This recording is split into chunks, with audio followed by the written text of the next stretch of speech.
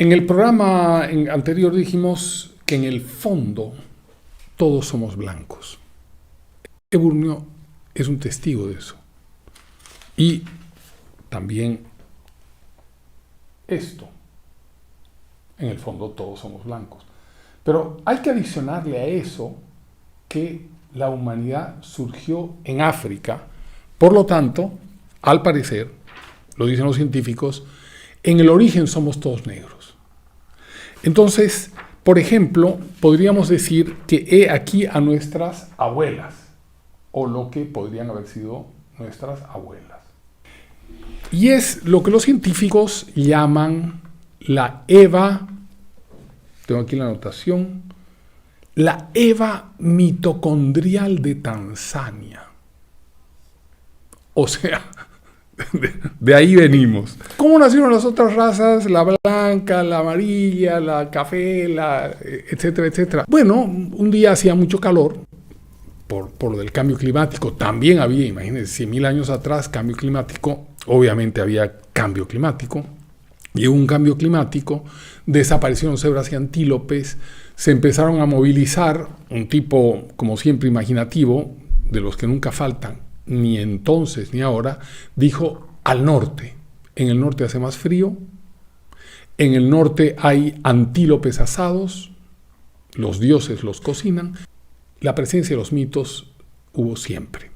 No se podían ir directamente al norte porque estaba el mar Mediterráneo, entonces agarraron por la derecha, o sea, por el este. Salieron por Egipto al este y subieron por Palestina, Israel, lo que hoy es Líbano, etcétera, etcétera, etcétera. Hace 100.000 años. Obviamente, como también suele suceder, se dispersaron, que no, que yo por aquí, que por allá, que tal, que yo tengo razón, no, que tú no. ¿No? Se dispersaron. Un grupo importante llegó a Europa Central. Llegaron a la montaña de Drácula, que se llama, como todos sabemos, y buscando ahí desesperado, porque no sé, los Cárpatos, ¿no? En la cadena de los Cárpatos llegaron, ya no hace 100.000, sino hace 40.000. Habían cambiado mucho. Habían pasado de ser Cro-Magnon a ser Homo sapiens. O sea, ya habían cambiado de color un poquito y tal, de forma, ¿no? En 60.000 años algo tenía que cambiar, no, 60.000 años no pueden pasar desapercibidos. Y así, poco a poco, empezaron a buscar ese norte prometido donde habían antílopes asados, seguramente, ¿no?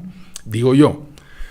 Y un día se encontraron en Jutland, o en Alemania, en Suecia, y les llegó la helada. Entonces, como les llegó la helada, no se pudieron regresar ni al Medio Oriente, ni a los Cárpatos, ni a los Cárpatos, ni a ninguna parte. Se tuvieron que quedar en Jutland o en Alemania, con un frío tremendo, un invierno, y los negros empezaron a esconderse en cuevas del frío, empezaron a comer durante 8 meses dentro de las cuevas, y paulatinamente los ojos cafés, marrones, al no tener luz del sol, empezaron a volverse transparentes, se volvieron azules. Y sus pelos rizados, que es para entrar a la selva y que la selva no te jale los pelos, etc., y por el tremendo sol posiblemente, se empezaron a volver lacios. Y donde tenían color negro, se volvieron rubios, porque no tenían melanina, no sé cómo se llama el componente que da el color. Y así un buen día apareció el ario. Claro, ya para entonces se había olvidado de que sus abuelas eran las señoras preciosas que acabamos de ver, y de que sus primas hoy son más o menos ellas, unas primazas. Entonces, el ario empezó a pensar, empezó a creer que él había sido siempre así, que él venía de Odín, ¿no? De Thor, otro rubio, pero cosa que no era necesariamente así. No habían venido de Thor ni Odín, sino habían venido del África, como hemos visto. Tengo un enredo de papeles, pero bueno, Toda esta pequeña introducción, porque en realidad el programa no es sobre todos en el origen somos negros, sino es otro. Pero quería hacer la vinculación con el preludio del programa anterior, donde dijimos que como Eburnio, todos somos blancos, resulta que en el origen todos somos negros. Todos somos negros. De tal manera que podríamos dar por terminada por ahora esa discusión racial que está tan de moda en el mundo, que está enfrentando a la gente, que el macho, blanco, heterosexual, etcétera, que nosotros los negros, tal. Todos somos negros en el origen y en el fondo todos somos blancos. Ok.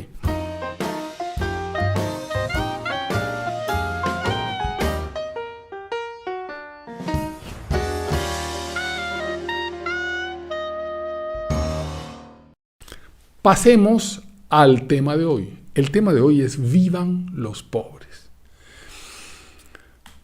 El anterior tema se llamaba mueran los ricos y es porque se ha instalado en la historia de los últimos muchos siglos una mirada ideológica, política sobre los ricos y sobre los pobres. Vamos a ver aquí brevemente en este programa el tratamiento de los pobres. Y vamos a ver que Sócrates quizá fue el único en la antigua Grecia que decía que la pobreza era un camino virtuoso a la verdad. Y en Apología 31 dice que la pobreza es una virtud en sí misma. Este es el caso de Sócrates.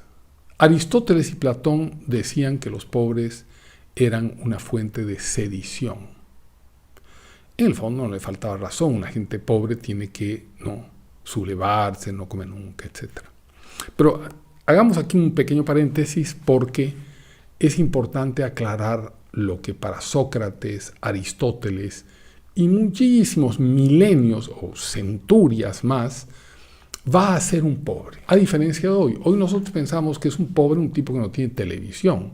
Y en aquella época un pobre era un tipo que comía con, digamos, a dólares de hoy, a $30 al año.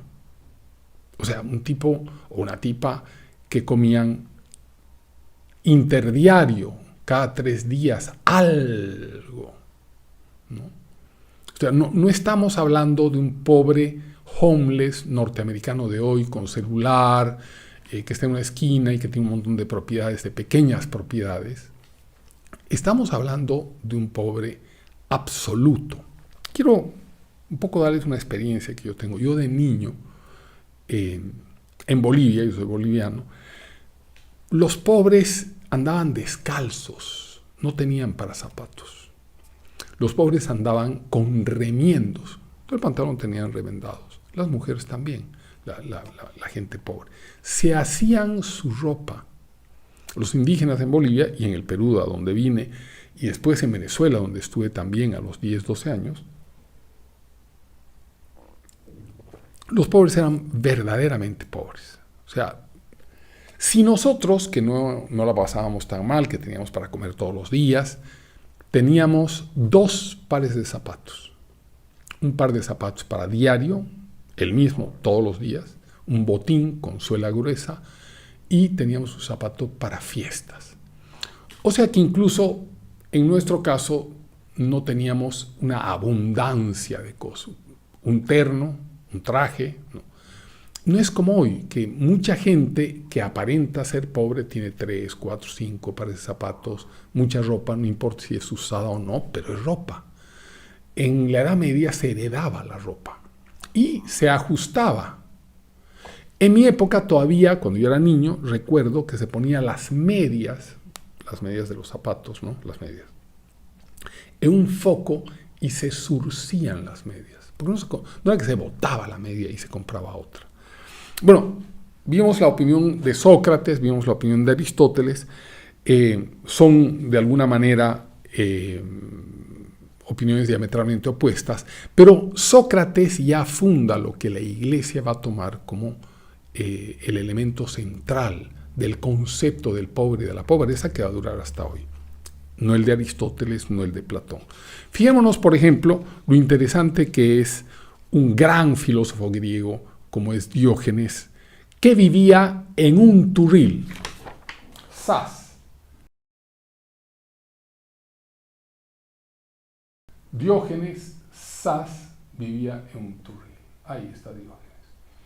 Y frente a él, en esta gráfica, está Alejandro el Magno, que fue a conversar con él y no voy a dar más detalles. Vivía en un Turril como el Chavo del Ocho. El Chavo del Ocho también vivía en un Turril. Y ahí el Chavo, en lugar de conversar con Alejandro, conversa con el Kiko. Pero en el caso de ambos, podemos ver que son un poco sus némesis de ambos.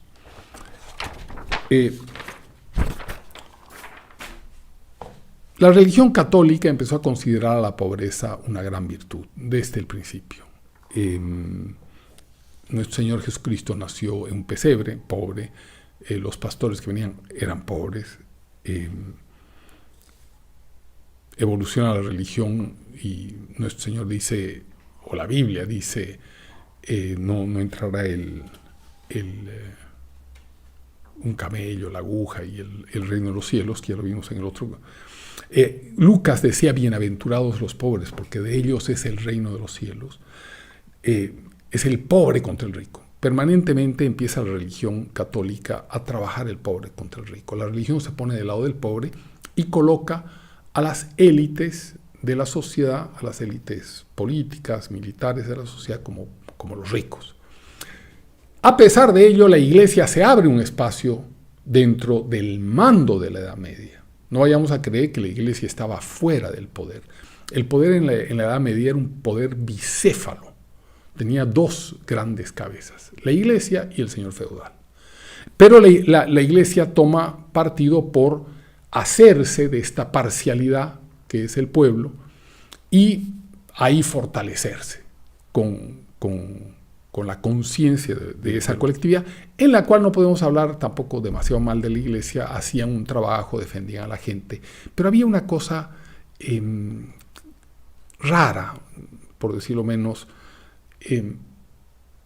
La Iglesia garantizaba de alguna manera mayor que el pobre no se sublevara, porque había convencido a los pobres de que el reino de los pobres no era esta tierra, era el reino de los cielos. Entonces en esta tierra había venido a sufrir. Con ello lograba contener en gran medida en la conciencia misma de la gente la sublevación, la desigualdad, la erupción de la rebeldía, etcétera, etcétera. Ese rol lo mantuvo la Iglesia y con ello consigue ser parte del poder feudal. Mateo 19 dice que hay que vender todo e irse con los pobres y entregar a los pobres. Es importante los votos de pobreza que hacen los monjes. O sea, en general se habla de la pobreza evangélica, de la pobreza de Cristo. En fin, para la Iglesia Católica es muy importante la elaboración sobre la pobreza y que varios de sus hombres, de sus militantes de la Iglesia, hagan votos de pobreza. No era el caso del Papa, que tenía ejércitos, tenía joyas, tenía riqueza, era un Estado, ¿no? Por supuesto, generan una cantidad de preciosas iconografías. Por ejemplo, aquí podemos ver ¿dónde está? Se me ha perdido. Sas. Un hermoso cuadro pintado por Esteban Murillo, precioso. Lástima que los colores no lo honren, ese cuadro extraordinario, donde Santo Tomás de niño reparte sus ropas entre los niños mendigos. Va a ser tan perdurable esto de la virtud de la pobreza, que cuando yo era niño leíamos La Pequeña Lulú, y el ideal de la Pequeña Lulú era ser pobre. Entonces ahí está la Pequeña Lulú con su ideal, ¿no? Porque normalmente una chica que comía 3 veces al día y se vestía más o menos bien, siempre con su trajecito rojo, ¿no? Pero aquí la vemos a la Pequeña Lulú viviendo en una casa sin techo, con el techo destruido, y ella, si nos fijamos bien, su traje tiene remiendos. Esas son las concepciones que se van instalando desde Sócrates, siguen con la Iglesia, avanzan por la Edad Media Y hasta la conquista de América. En la conquista de América, el indio viene a representar al pobre. El indio empieza a representar al pobre. La iglesia hace muchas cosas en el territorio del Nuevo Mundo. Hace cosas extraordinarias, como darle al indio un estatus de ser humano, cosa que antes era muy difícil en Europa considerar al otro como un ser humano completo. En general se lo podía considerar un monstruo o un hereje, como en el caso de los musulmanes o de los judíos, o un idólatra. Pero la Iglesia, con la bula papal Sublimis Deus de 1537, el Papa le va a conceder a los indios el principio de lo que podría ser en esa época la ciudadanía. Tenían alma, por lo tanto eran capaces de ser catequizados. Y al ser catequizados, lo cual hoy parecería una banalidad, no eran susceptibles de ser esclavizados. O sea, es pues tremendo, ¿no?, que seas una colectividad militarmente derrotada, como había sido el mundo indígena americano por parte de los españoles, y que haya un recurso para el cual o por el cual no puedas ser esclavizado. Pero junto a eso, la Iglesia de alguna forma se apodera de la voz de los indios. La Iglesia va a representar al mundo indígena hasta hoy, va a considerarlo una especie de infante, que la Iglesia tiene que tutorearlo hasta su mayoría de edad. No podemos decir otras virtudes de la Iglesia como fue el rescate de la cultura indígena de aquella época. Recordemos el caso del diccionario de Aymara que hizo Bertonio, la recolección antropológica que hizo Bernardino de Sahagún del panteón del mundo azteca. Fray Domingo de Santo Tomás hace el diccionario de Quechua, y en gran medida el Aymara que hoy se está reconstruyendo o se habla, viene de ese Aymara que fue convertido en diccionario por Bertonio. Los siglos, como bien se sabe, fueron golpeando un idioma que entraba en desuso por la imposición del castellano, ¿verdad? Pero vayamos rápidamente con el asunto de la pobreza, porque lo que queremos es ver cómo la pobreza, el pobre como concepto filosófico, como concepto político, se va imponiendo y tiene una función importantísima. No es solamente el de la lástima que le había dado la Iglesia en todo ese proceso, es también un arma de poder el manejar el discurso de la pobreza. Llega la Revolución Francesa, es larga la historia de la Iglesia y como la Iglesia es paulatinamente golpeada por las coronas, y finalmente llega la Revolución Francesa. La Revolución Francesa y la Revolución Norteamericana van a generar, en el caso de la Revolución Francesa en su condición europea, va a seguir con varias de las premisas ideológicas de antes. No es el caso de los gringos, ¿no? Los gringos, como no tenían una historia monárquica, una historia muy larga hacia atrás, entran directamente al liberalismo. Entonces, en lugar de hablar de los pobres y de la pobreza, ellos empiezan a hablar de la riqueza. Para ellos lo importante es la riqueza. Antes, durante la Edad Media, el principio de la avaricia, el querer la riqueza, había sido condenado. Y había un dios, que es un dios para los arameos, pero es un demonio para los cristianos, que es un dios horrible, horripilante, feísimo, que es el dios Mamón. Miren ustedes el dios Mamón, que es un tipo así de muchos brazos, y son monedas que le cuelgan por todas partes, que le caen, esa cara de lascivia con el dinero que tiene el dios Mamón. Aquí hay otro en colores de fuego, un gordo ahí sentado, gozando de su fortuna. Esa era la representación iconográfica que se hacía de la riqueza. Y en general el avaro y la riqueza fueron fustigados, los prestamistas fueron fustigados en la Edad Media. Cuando llegan los gringos y la modernidad, y llega la revolución liberal, la revolución francesa es una revolución liberal, en ese momento empiezan a posicionarse otros conceptos. Primero se posiciona el concepto de que el Estado es laico, pero como estamos hablando de la pobreza y lo que nos interesa es la pobreza empieza a ser de alguna manera combatida.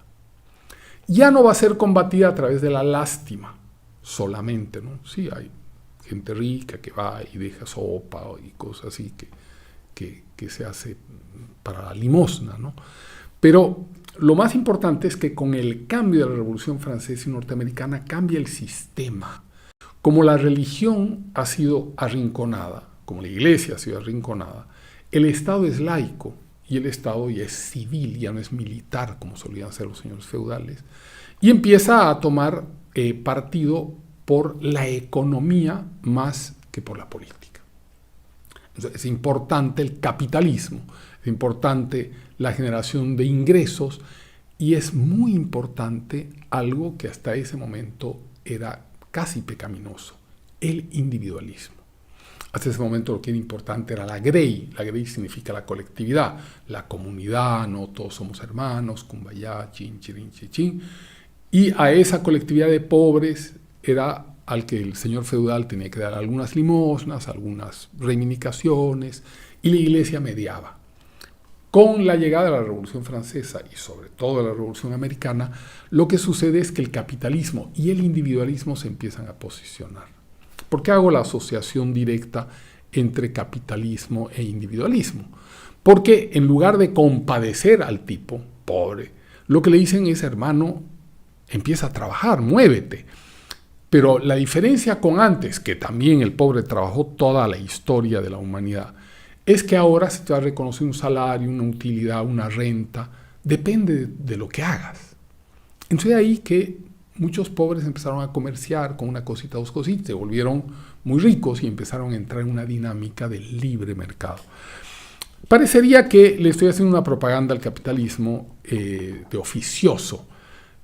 Y bueno, se podría pensar eso siempre de cualquier persona que sea tan vehemente en la defensa de algo, de algún sistema, sobre todo filosófico, político, económico. Pero veremos un trabajo magnífico que hizo un tipo que se llama Madison. ¿Qué es este? Miren ustedes, lo voy a acercar para que lo vean mejor. Es esa línea plana, esa línea horizontal, es la línea del ingreso desde el año 0 hasta el año 1000, que sube un poquito. Podríamos ver, voy a tener un lapicero,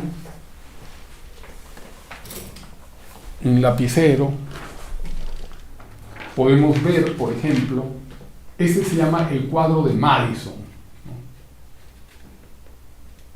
¿no? A ver que haga foco. Entonces, en el cuadro de Madison podemos ver que casi es plano el ingreso. Y esto es el año de 1800. Y el año de 1800 empieza a subir de una manera exponencial el ingreso. O sea, desde el año 0 en la historia, muy movida esta imagen, pero por favor les ruego paciencia, va recto, casi recto, hasta el año 1800. Aquí abajo está el año, ¿no? Aquí, ahí está el año. Espero que se vea. Sí, el cuadro de Madison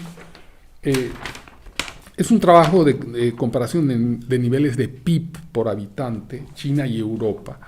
Lo que hemos visto sobre todo es Europa y como aquí indica a partir del año 1800. ¿Por qué el año 1800? Porque más o menos, porque es un cuadro muy apretado, ¿verdad? No dice 1800, 1795, ¿no? Pero alrededor del 1800, porque recordemos que se inventa la hilandera mecánica. ¿Qué es lo que origina que se dé la libertad a los esclavos? O sea, todo el mundo habla, ¿no? Las películas, que sí, que fueron peleas. No hubo una pelea del tamaño que hubiera significado una revolución o Habían, obviamente, esclavos que huían, habían sublevaciones de esclavos, pero no hubo nunca una pelea sistemática de los esclavos donde se organizaran, incluso, ya recordemos Roma, ¿no? Con la pelea de los esclavos, pero en tiempos modernos, relativamente modernos, siglo XVII, XVIII, XVI, no hay grandes sublevaciones organizadas y sistemáticas por la liberación de los esclavos. Lo que sucede es que en el norte de los Estados Unidos llega la máquina de vapor y la hilandera mecánica y empieza a sustituir el trabajo de los esclavos. Y claro, los tipos del norte, más educados, empiezan a darse cuenta que les es mucho más rentable liberar al esclavo, volverlo un individuo libre, que se las arregle por su cuenta, y comprar una máquina hilandera mecánica. Obviamente los del norte hacen de eso una ideología y empiezan a fustigar a los del sur y los enrostran y los vituperan y les dicen a los del sur de los Estados Unidos que son unos ígnaros porque todavía tienen esclavos. Claro, lo que pasa es que los del sur no tenían quien recoge el algodón, no tienen una máquina que recoge el algodón, por lo tanto se resisten a darle la libertad a los esclavos y ahí viene la guerra civil de los Estados Unidos, que va a ser una guerra inmensa, enorme, que además es una guerra de poder, pero que en el fondo es la modernidad del norte contra el atraso del sur. Y va a ganar la modernidad del norte y va a imponer determinadas condiciones en ese proceso de la guerra civil. Pero lo interesante es cómo a partir de 1800, con el capitalismo, con la maquinaria, con la tecnología, con el libre mercado, empieza, quiero darles la fuente, ¿no? Empieza una total... Bueno, ya estamos llegando al tiempo que tiene más o menos este programa y vamos a ir con un Vivan los Pobres 2 en el siguiente capítulo. Pero para cerrar quería darles la cita de Madison que se llama Comparación de niveles de PIB por habitante China-Europa Occidental entre el 400 y el 2001 en dólares internacionales de 1990. Con el capitalismo se produce una llegada a esa vieja utopía del país de la abundancia. Y es algo que hemos pasado por desapercibido filosófica y política e ideológicamente, y hemos dado como un hecho que esa riqueza que ha generado el capitalismo es como una riqueza natural de la historia y que no ha habido intervención de nadie. No, es en los miles y miles de siglos y de años, no de siglos, pero los miles de años que han pasado desde que salieron nuestros abuelos del África en el 100.000 antes de Cristo, nunca había habido ese grado de abundancia que se empieza a producir precisamente con la máquina hilandera mecánica y después con la tecnología hasta hoy. Hasta el próximo programa. Bye. Eburnio diga chao.